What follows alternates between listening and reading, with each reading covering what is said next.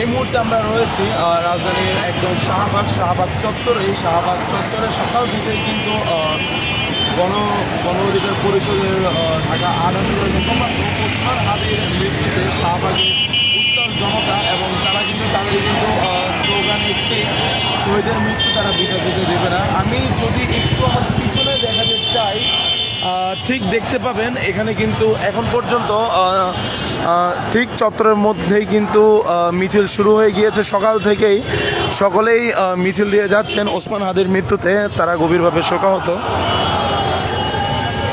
আমি একটু কাছ থেকে দেখানোর চেষ্টা করব। তারা কিন্তু শান্তিপূর্ণভাবে রাস্তায় মিছিল করে যাচ্ছেন এবং যান চলাচল যেটি রয়েছে সেটি কিন্তু একদম স্বাভাবিকই রয়েছে, দেখতে পাচ্ছেন। যান চলাচল কিন্তু একদম স্বাভাবিক পর্যায়ে রয়েছে এবং এই মিছিলের কারণে উত্তাল শাহবাগের কারণে এখন পর্যন্ত কিন্তু কোনো প্রকার কোনো রাস্তাঘাটে যানজট তৈরির সৃষ্টি হয়েছে বলে এখন পর্যন্ত এমন কোনো খবর পাওয়া যায়নি। তবে এখানে যারা রয়েছেন তারা কিন্তু সকলেই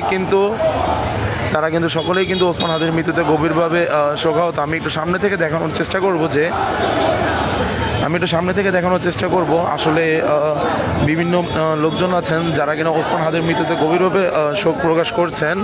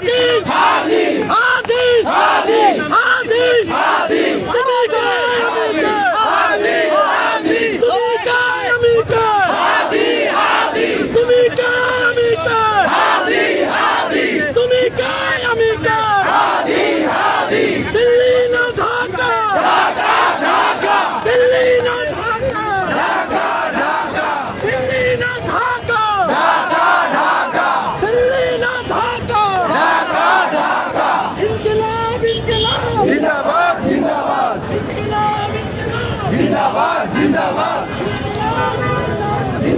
जिंदाबाद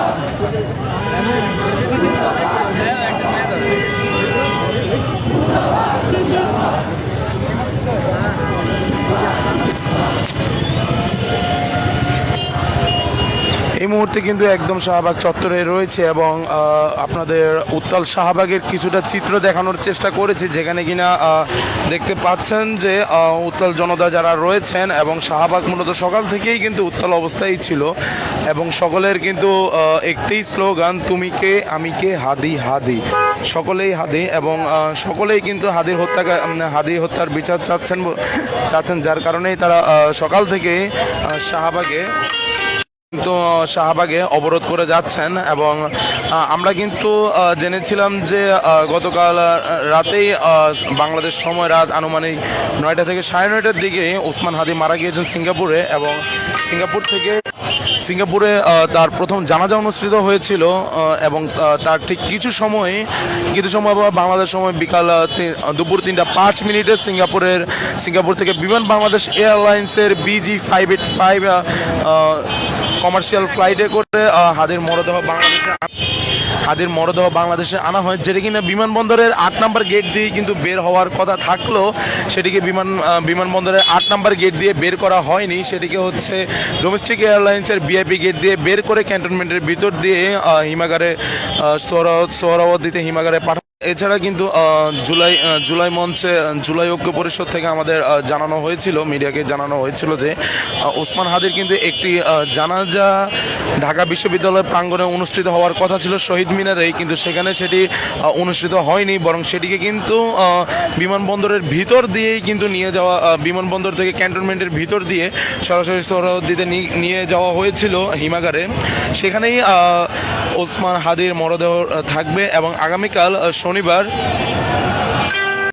বাদ জোহর ওসমান হাদির জানাজা মানিক মিয়া এভিনিউতে অনুষ্ঠিত হবে বলে এই তথ্য নিশ্চিত হয়েছে। এছাড়া আমরা যদি আপনাদের একটু শাহবাগের চিত্র দেখাতে চাই, সকাল থেকে কিন্তু এখানে যান চলাচল কিছুটা নির্বিঘ্নে থাকলেও এখন পর্যন্ত কিন্তু যান চলাচল স্বাভাবিক রয়েছে এবং এই যে শান্তিপূর্ণ মিছিল চলছে এর কারণে কিন্তু এখন পর্যন্ত কোনো প্রকার ক্ষয়ক্ষতি কিংবা কোনো প্রকার কোনো ক্ষয়ক্ষতির খবর এখন পর্যন্ত পাওয়া যায়নি। তবে কিছু জায়গায় খবর রয়েছে। সকালবেলায় কিন্তু আমরা জানতে পেরেছিলাম যে দ্য ডেইলি স্টার এবং প্রথম আলো পত্রিকা দুটির অফিসে কিন্তু আগুন দেওয়া হয়েছিল। আসলে আগুন দেওয়ার বিষয়ে কিন্তু জুলাই ঐক্য পরিষদ থেকে জানানো হয়েছিল যে যারা হাদিকে ভালোবাসেন এবং যারা হাদিকে চান তারা কিন্তু কখনোই নৃশংসতার রাস্তা কখনোই বেছে নেবেন না বলে এই বিবৃতিও দেওয়া হয়েছে।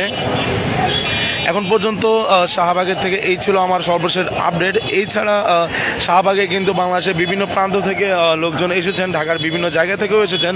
তারা কিন্তু সকলেই হাদিকে ভালোবাসেন এবং হাদির সুস্থতার জন্য দোয়া কামনা করেছিলেন, কিন্তু এভাবে তার আকস্মিকভাবে চলে যাওয়াকে তারা কোনোভাবেই মেনে নিতে পারছেন না।